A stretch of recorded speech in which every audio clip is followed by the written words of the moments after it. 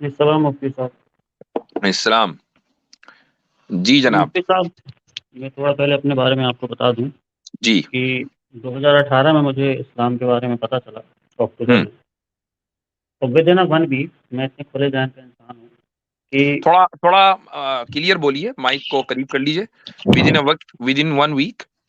With in one week ہوں doctor Zakir Naik صاحب سے مجھے پتہ چلا تھا، جی اور ود ان ون ویک میں نے یہ ایکسیپٹ کر لیا کہ دیر از ون گاڈ اور باقی جی چیزیں جی. میں زیادہ اوپنلی نہیں بول سکتا بیکاز آئی ایم ٹھیک belong to very communal area, ٹھیک ہے. But I can not practice. So یہ میرے ذہن میں جب سے گھر کر رہی ہے کہ اس کا کیا مسئلہ میں کیسے حل کروں.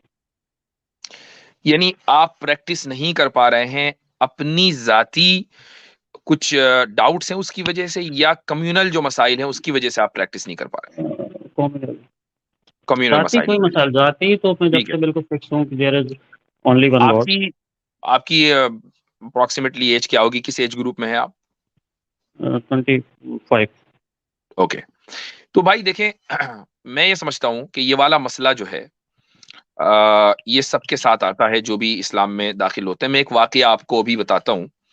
چند مہینے پہلے کی بات ہے, شاید اس بات کو یعنی رمضان سے پہلے کی بات ہے. جی ہاں. تو میرے پاس ایک لڑکی کا میسج آیا کہیں سے. اس نے مجھے ای میل وغیرہ کر کے نمبر لیا, واٹس ایپ پر اس نے رابطہ کیا. وہ نو مسلمہ تھی, اور وہ ایسے ہی ایک ایریے سے تھی کہ جہاں پر اس کے گاؤں میں کوئی بھی مسلمان نہیں تھا, اور اس نے اسلام قبول کر لیا. کلمہ پڑھانے والا کوئی نہیں, تو میں نے اس کو کلمہ پڑھایا. اور اس کے بعد اس نے مجھ سے پوچھا کہ اب میں کیا کروں, میں نماز تو بہت دن سے پڑھ رہی ہوں, تو میں کیا کروں, لیکن میں نماز کبھی پڑھ پاتی ہوں کبھی نہیں, اور اگر مجھے کسی نے دیکھ لیا تو مجھے میرے گاؤں والے زندہ نہیں چھوڑیں گے. تو میں نے اس سے کہا, میں نے کہا بھائی دیکھو ایسا ہے کہ رات کو جب سب لوگ سو جائیں اس وقت اپنی قضا کر لو نماز, یا کم سے کم حساب لکھو کہ بھئی جتنی نماز پڑھ سکتی ہو پڑھ لو, لیٹ کے پڑھ سکتی ہو, بیٹھ کے پڑھ سکتی ہو, جس انداز سے پڑھ سکتی ہو وہ کرو. اور جب آدمی کے بس میں کچھ نہ رہے تو پھر ظاہر ہے کہ مسئلہ دوسرا ہو جاتا ہے. وہ مجھ سے کہنے لگی کہ آپ مجھے یہ مشورہ کیوں نہیں دے رہے ہیں کہ میں اپنا گھر چھوڑ کر چلی جاؤں. میں نے کہا میں تم کو اس لیے مشورہ نہیں دے رہا ہوں کیونکہ اگر تم گھر چھوڑ کر چلی گئی تو کہاں جاؤ گی؟ میں تو کوئی تم کو جگہ نہیں دے سکتا.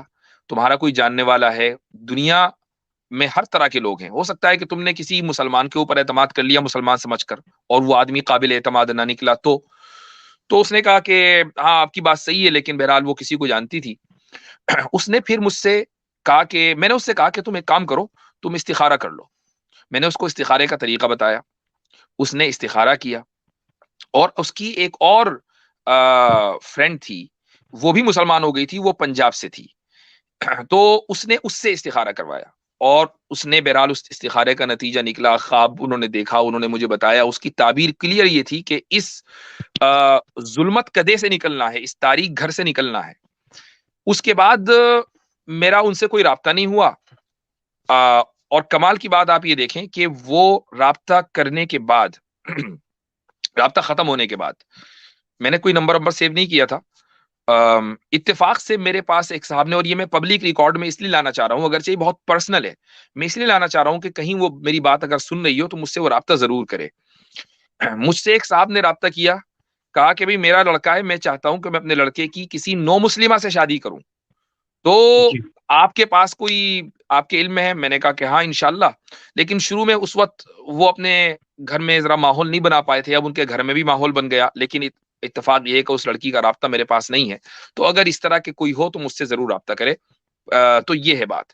یعنی اگر ایک لڑکی کے اندر اتنی ہمت ہو سکتی ہے کہ وہ اس ظلمت کدے سے اور اس تاریک جگہ سے نکل جائے اسلام پہ عمل کرنے کی خاطر, تو آپ کے لیے بھی پھر یہی حکم ہے, آپ کے لیے ایکسکیوز کم ہے کہ آپ کو پریکٹس کرنی ہے, اور آپ اس دین کو حق سمجھتے ہیں, اور آپ یہ سمجھتے ہیں کہ نجات اسی میں ہے, اس کے علاوہ کوئی دوسرا راستہ آپ کو جنت میں نہیں لے جا سکتا, آپ کے گناہ نہیں بخشوا سکتا.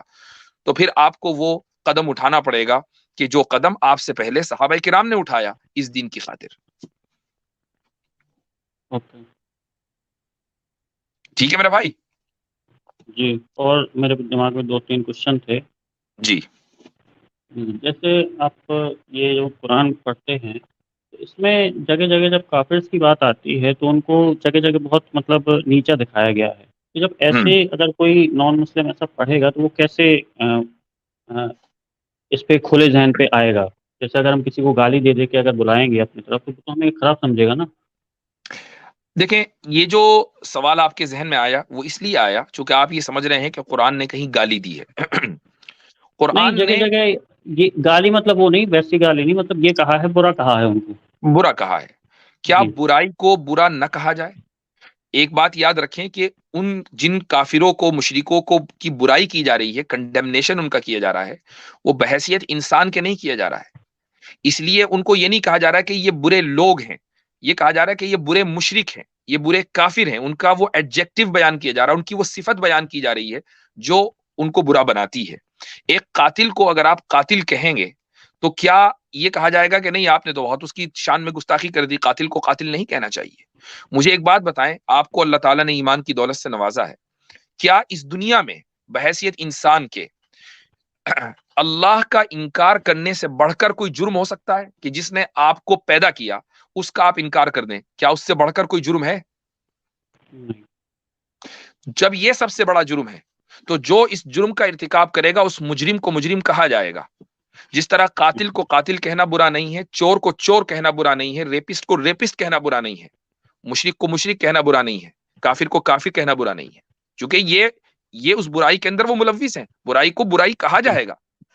جی، اور جیسے اچھا ہم ایک انڈیا اور جملہ، یہ سب مسٹر سب ایکس بھائی، کانٹیننٹ میں ہم دیکھتے ایک ہیں۔ جملہ ایک جملہ بولا، سوری میں بات کاٹ رہا ہوں، مسٹر ایکس، ایک جملہ بولا جاتا ہے، بڑا مشہور ہے، وہ جملہ بولا جاتا ہے کہ نفرت جرم سے ہوتی ہے، مجرم سے نہیں ہوتی، جرم سے ہوتی ہے۔ تو قرآن میں بھی جتنے صیغے استعمال کیے گئے ہیں، چاہے کہ منافق ہے، کافر ہے، فاسق ہے، یا اور اس طرح کے جو صیغے استعمال کیے ہیں، وہ صفاتی صیغے ہیں۔ صفاتی صیغوں سے مراد یہ ہے کہ کسی بندے کا اختیاری عمل ہے جس وجہ سے اس کو ملائن یا کرٹیسائز کیا جا رہا ہے۔ اگر وہ عمل چھوڑ دے گا تو وہی انسان ہوگا جس کی تعریف ہو رہی ہوگی۔ قرآن میں اللہ تعالیٰ کہتے ہیں، اعوذ باللہ من الشیطان الرجیم، لقد خلقنا الانسان فی احسن تقویم ثم رددناہ اسفل سافلین۔ ایک ہی شخص تھی، ایک ہی چیز تھی جو احسن تقویم تھی، اور وہی چیز تھی اپنے اعمال کی وجہ سے اسفل السافلین بنی۔ تو یعنی انسان ایک ہی ہے، اس کے عمل طے کرتے ہیں۔ ایسی صورت میں اگر اس کو نکارا جائے، کرٹیسائز کیا جائے، تو اس کو یہ نہیں کہنا چاہیے کہ یہ مجھے کرٹیسائز کیا گیا لہذا وہ کیسے پاس آئے گا۔ اس طرح تو اسکول کا سارا سلیبس چوپٹ ہو جائے گا اور عدالتوں کا سارا نظام چوپٹ ہو جائے گا، کیونکہ بچوں کو بھی بچپن سے یہی سکھایا جاتا ہے کہ برائی برائی جی ہے، چور برا ہوتا ہے، جھوٹ بولنا برا ہوتا ہے۔